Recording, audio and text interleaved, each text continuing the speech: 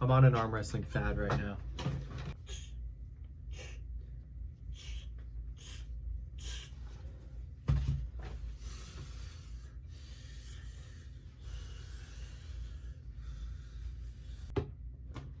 Yo, so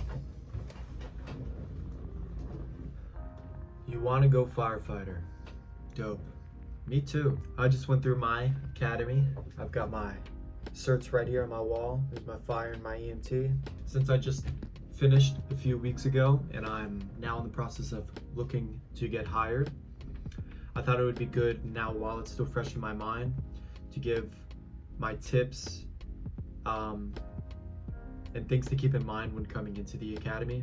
My academy was 6 months long, so on the longer side. Some are shorter, even like a few weeks or so. You know, and not all of them are the same, but I think this is just kind of general knowledge that I think will be good to keep in mind when going into it.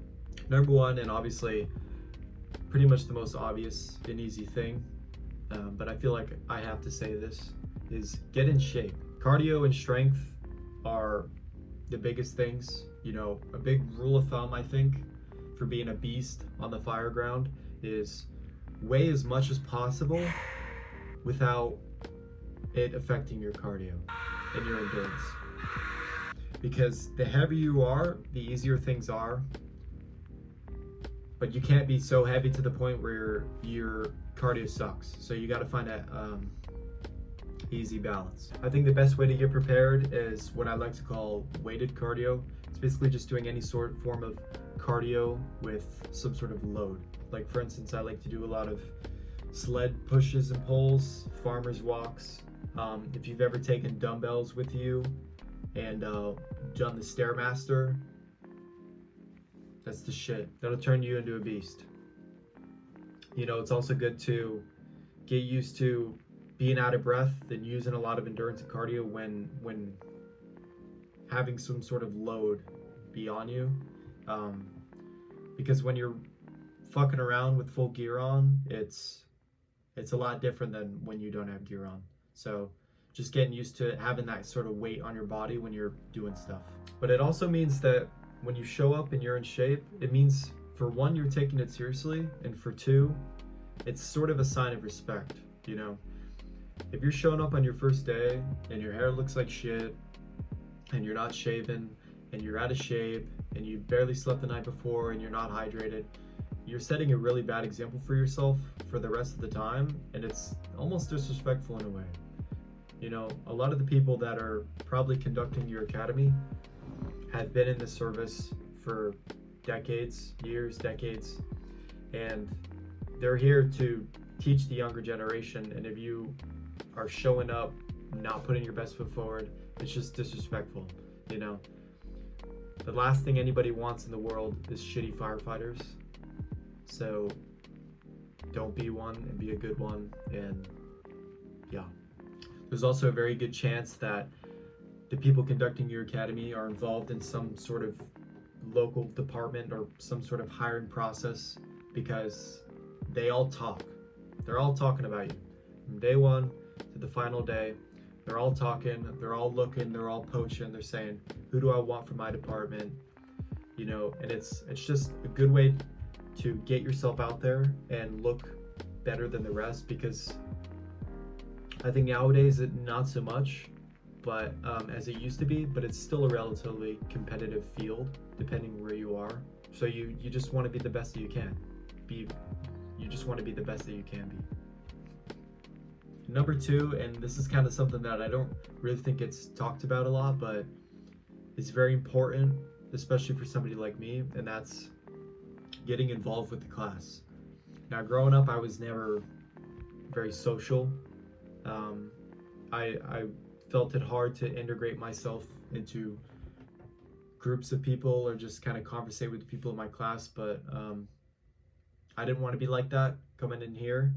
I wanted to put myself out there and become social and really get to know the people in my class and my fellow cadets. And it was awesome because I met some of the best people I've ever met in my life that I will probably know for the rest of my life, because, you know, that's how this profession works. In my opinion, I think it's good to have this habit started early. You know, this service is a very teamwork and family oriented profession. So if you show those qualities and you start to, you know, learn how to work with the people that you're training with, it'll be a lot easier once you get integrated into a department, you know, because you're coming into basically a group that is already, they've been working together for years, almost maybe even decades together. And now you're the newbie, you're the probie, you're coming in, you're messing up their flow, you know. So it's important to learn how to get along. It doesn't mean you have to like them or love them, you got to be best friends with them. It just means you've got to learn to get along and work well with them, and just put yourself out there. If you're like me and you're, you know, really introverted and antisocial and all that stuff, you know, work on it. You know, this is a good start. Hell yeah. My third and final thing is to show interest and go above and beyond. You know, this is something, especially if you're young like me, is very important because it puts you ahead of the other people.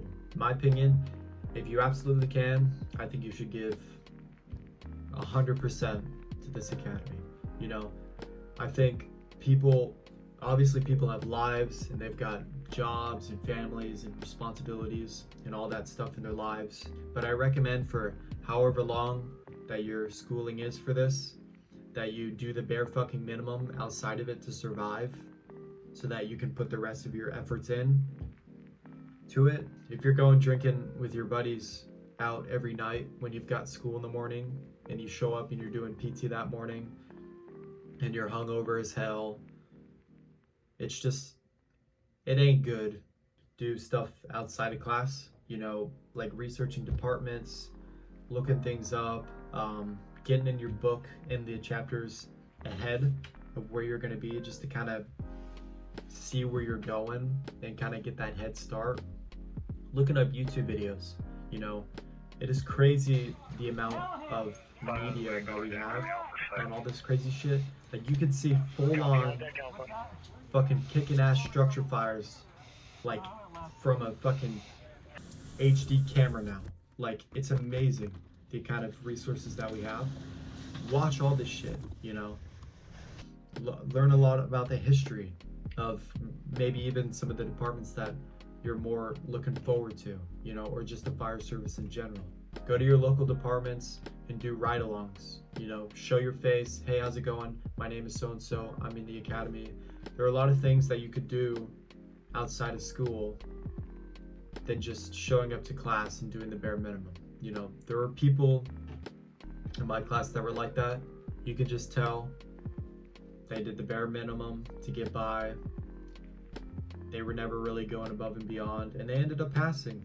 And, you know, they'll probably get hired somewhere, and that's all right. You know, there are people like that in every profession, and that's not necessarily a bad thing. But in my opinion, if you're like me and you want to push yourself and go above and beyond and do all those things, then I think these tips will really help you out. Not even for firefighting, but just for any profession in general. Anyway, that's it. Hope that wasn't too long. Leave some comments. I'm always willing to take the discussion further. If you got any questions about anything or anything at all, I'm going to be coming out with more fitness and firefighting, or just any sort of content in general. I'm going to be coming out with a lot of stuff. Hope you guys enjoyed. Like, subscribe, any of that good stuff, and I'll see y'all later.